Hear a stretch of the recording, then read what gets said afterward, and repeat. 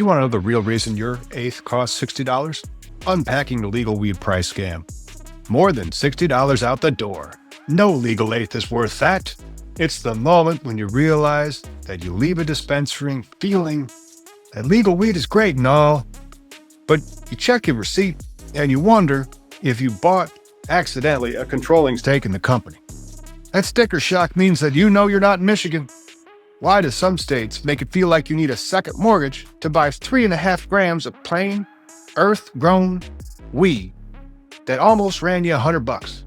You campaigned for legalization, you celebrated legalization, you posted that it was a triumph for your state, weed was legal, you took selfies you regret later on, and now your debit card has you wondering if your account is overdrawn.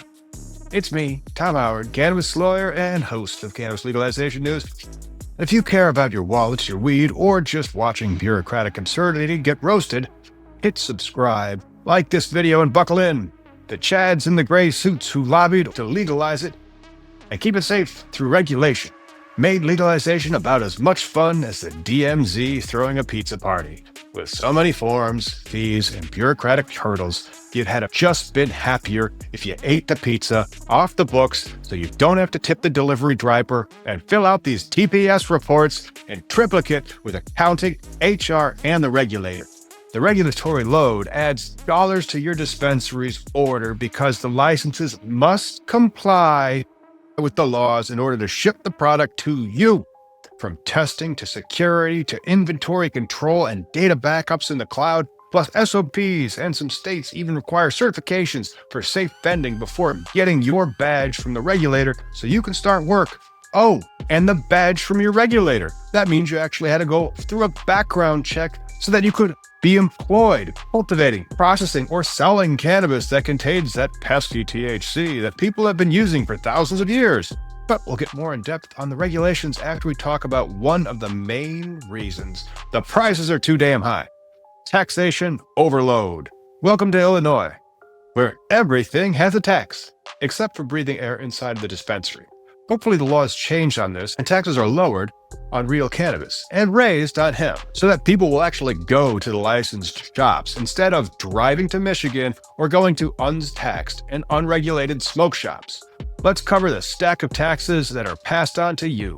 First up, the cannabis cultivation privilege tax. 7% yanked right off the top before the flower leaves to grow. 7% on the wholesale price while it's being shipped to you, the customer, who gets the tax passed along to them. Next comes the cannabis purchaser excise tax, our two-tier morality surcharge. If your flower clocks in at under 35% THC, it's a 10% slap on the wrist. Over 35%, then you pay 25% because potency is apparently a sin and the state must financially cash in. So vapes are even more expensive in Illinois as they have more tax than flower does. And so do edibles. Edibles are a flat 20% because legislatures figured if grandma's gummies hit late, she'll never notice the fee. Tack on the regular state sales tax of 6.25%, and that's just the cost of doing business if you're selling hemp or cannabis. But before you wrap it up, don't forget to add the municipalities. The municipalities get up to 3%. Counties may get up to 3.75%. By the time you're at the register, your $40 eighth has put an extra $4 on top of it if it's under 35% THC, and then another $4 in local and state sales tax. However, if you wanted to vape it, it would be $10 more in excise taxes, but the same amount of sale and local taxes. If you wanted edibles, it would have been $8 more in excise taxes. And the dispensary has to keep track of all of these things because the state and the municipalities have their hands out to get that cash. You put it right there. Actually, you don't. You give it straight to the IDOR in our state, or the municipalities. A flat 15% across the board would be much simpler. But what's the point of simple regulations? Compliance is not fun if you're not breaking some rules in the minutiae of all the pages and pages of rules. The markup that the dispensary has isn't greed, it's like survival gear. Let's go over the dispensary markup. You've always been paying it. In normal retail, doubling the wholesale price keeps the lights on. Grocery stores have much slimmer margins, but they make it up in bulk, allegedly. Cannabis retailers, they're more in line with regular retailers, with markups anywhere from 30 to 65% on some of their merch. Now, you have actually been paying markups since you bought weed from the guy. He got it in bulk and broke it up and then raised the price for your illegal and untaxed retail pleasure. The dispensaries are basically doing the same thing. However, everything in this business costs much more because our friendly neighborhood banks treat cannabis dollars like money laundering. Because according to the Anti-Money Laundering Act, it literally is money laundering. So no banking means everything's in cash, which of course adds more costs. Cash means armored trucks.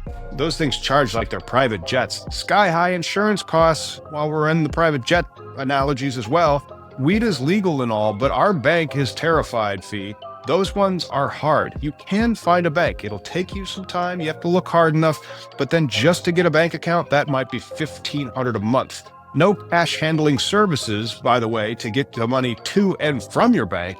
That's extra. That's why you have to call the Brinks truck, or off-duty police officers is what we're hoping will work. Anyway, those markups are really important to cover all these expenses. For example, rent balloons because landlords hear cannabis and think, should I really default on my commercial mortgage to make an extra dollar?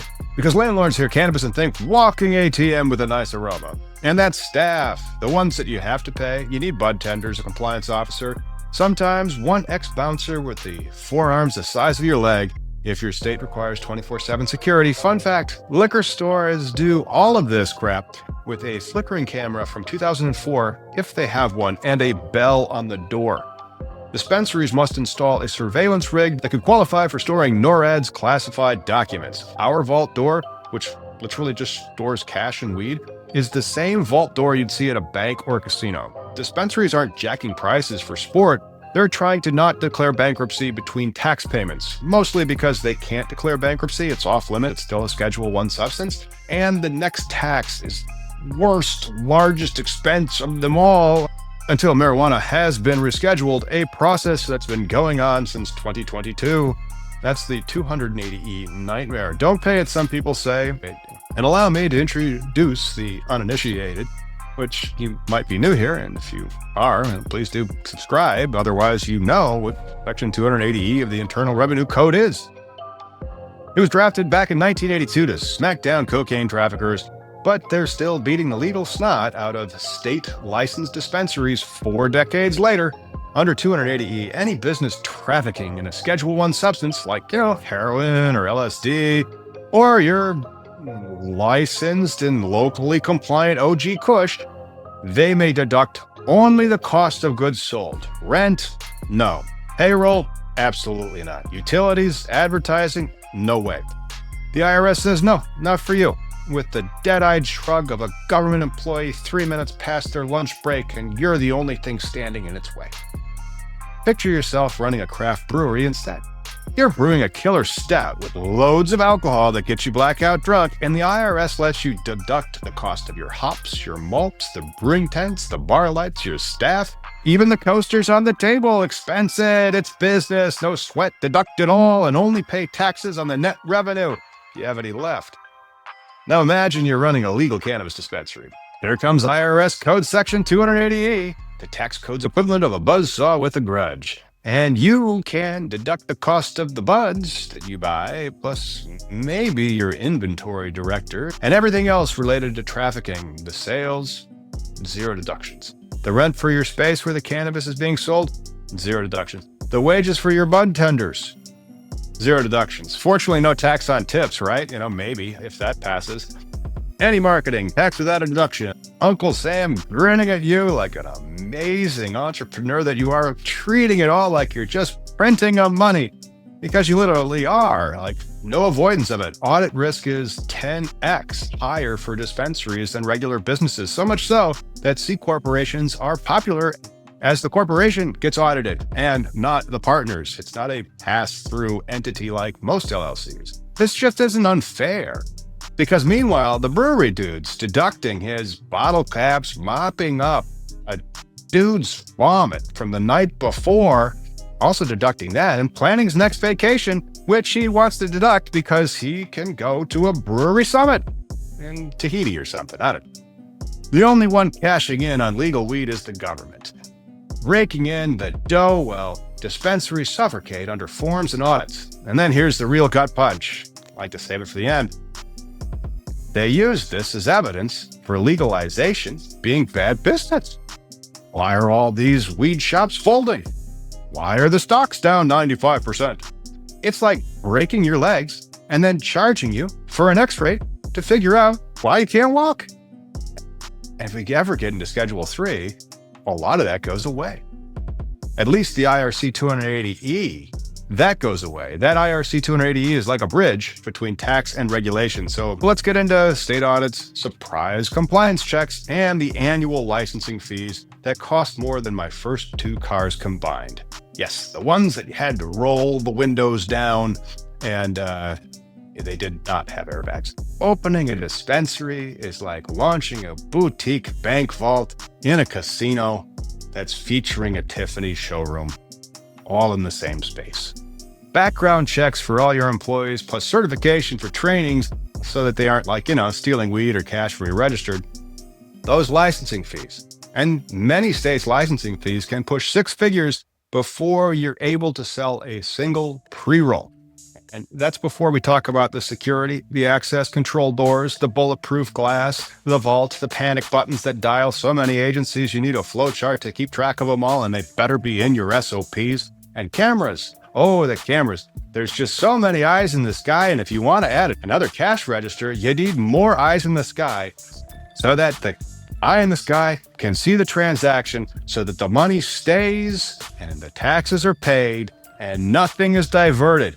Even more eyes is needed because if you want to destroy your product, you have to have one to ensure that nobody is going to pocket that weed that has expired or been recalled, or that you don't move it out the back and try not to take a total loss on the product that you purchased because the grower doesn't do refunds. Seed to sale tracking software logs every bud, every gram, every time.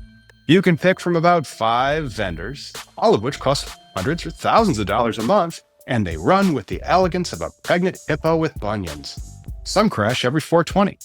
Regulations change every year, so you're always paying consultants, lawyers, or an in-house employee that's in charge of compliance.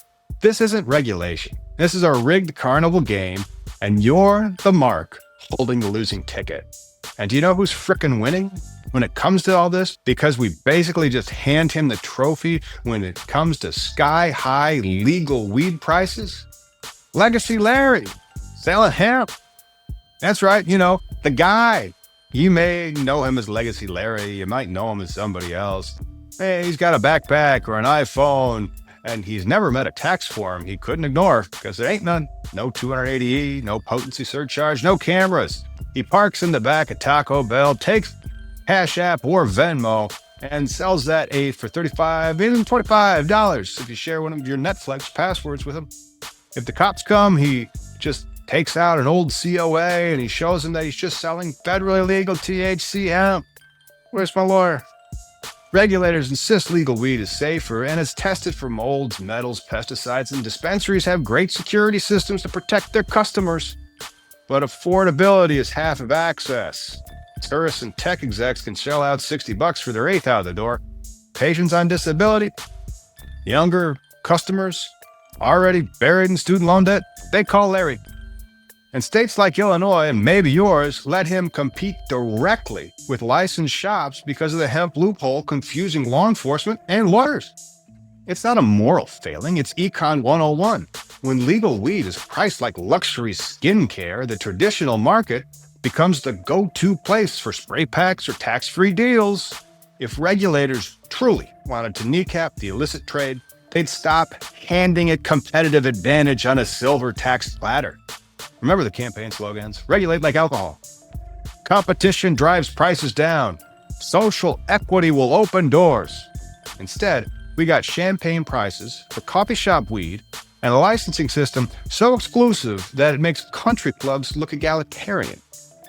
Plus, it didn't end the drug war. We just changed the uniforms and handed out new, even more confusing rulebooks.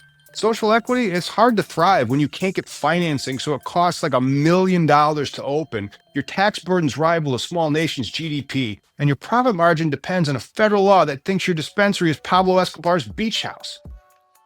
Legacy Larry don't care. Selling his hemp. and neither do his customers when they see the prices licensed shops have to charge to keep the lights on. So here's where we land in the legal cannabis market. The only thing that moves fast is your money out of your wallet. And if you want actual affordable weed,